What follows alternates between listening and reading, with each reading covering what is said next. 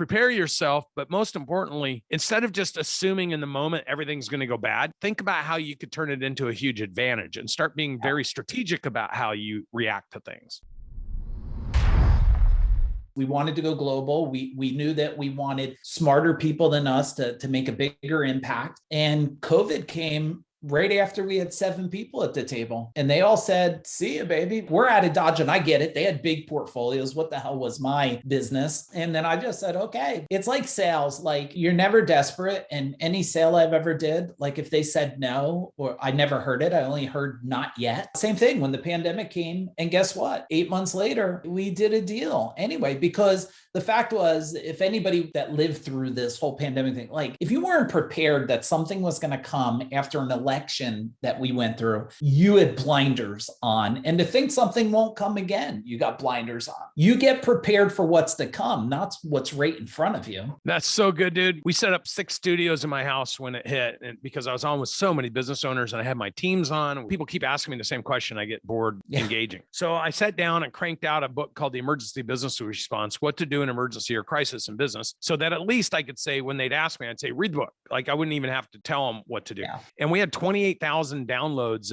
in 6 weeks. And all of a sudden, I had business owners that thought their lives were entirely devastated. The main point is the businesses that position themselves correctly take advantage of moments and disruptions like that. And the businesses that were already poorly run were going to fail at some point anyway. It just pulled it forward. Just like your deal. I got a friend who was on the cusp of closing the biggest deal of his life. He was going to sell for, I'm just make this number up, $150 million.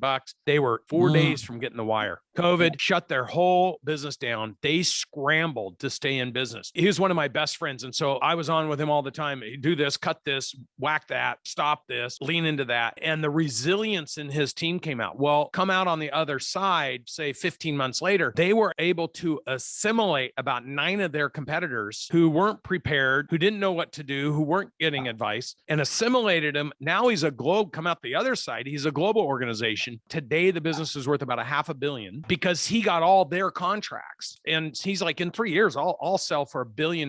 So what I would just tell any business owner, prepare yourself, but most importantly, instead of just assuming in the moment everything's going to go bad, think about how you could turn it into a huge advantage and start being very strategic about how you react to things. Yeah, we own a 15,000 square foot building for the CEO Word business, and I own another 10,000 square foot building, and I own both of them, and the companies that did deals still rent them from us. And we were doing 35 3-day events a year, which is quite a few 3-day events.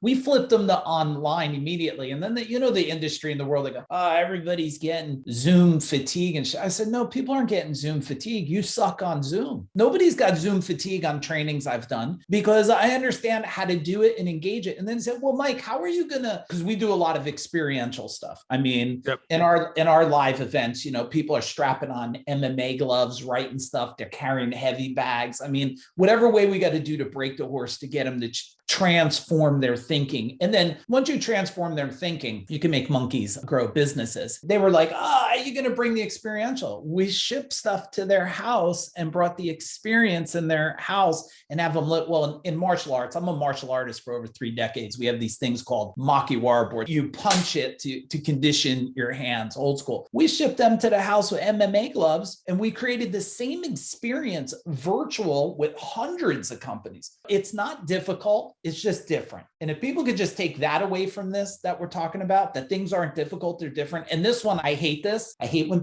I told them today, throw it back at me. Things aren't done to you, they're done for you. Now, it sucks in the moment to hear that. No one likes to hear that. But if you look back in time, if you made new decisions, it made you stronger. Yep. I've lived through lawsuits and everything else. If they don't kill you, they do make you smarter, then stronger. 100%. It's that resilience that at any given specific moment in time, those that have been there, when they communicate about it, it's real. For me, there are things that have happened in my past. The minute I start talking about them, I start tearing up because it was such a painful moment, but it created the person I am today. And when I was talking to you, I could feel that energy. I agree with you. And there's a lot of great businesses were created during COVID.